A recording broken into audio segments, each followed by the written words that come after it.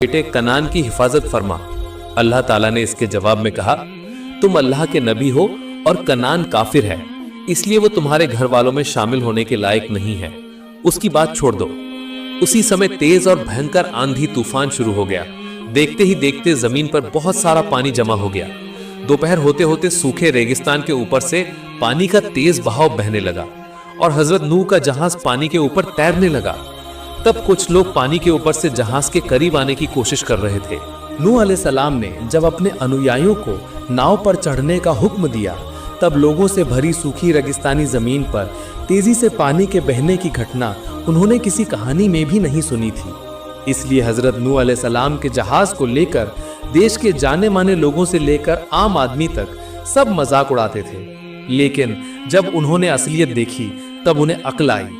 तब उन्हें अल्लाह के नबी पर और उनकी बातों पर यकीन हुआ।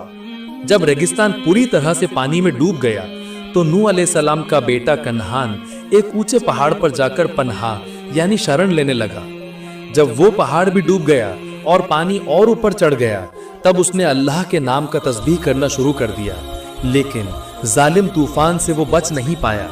हवा का एक जबरदस्त झोंका आया और उसे पहाड़ के ऊपर जोर से दे मारा, जिससे उसका सिर और शरीर की सारी हड्डियां चूर चूर हो गईं। उसकी लाश पानी पर एक अनजाने हुक्म की तरफ बहने लगी। हजरत नूह अलैहिस्सलाम अपने साथी संगियों और जानवरों को लेकर जहाज में महफूज थे।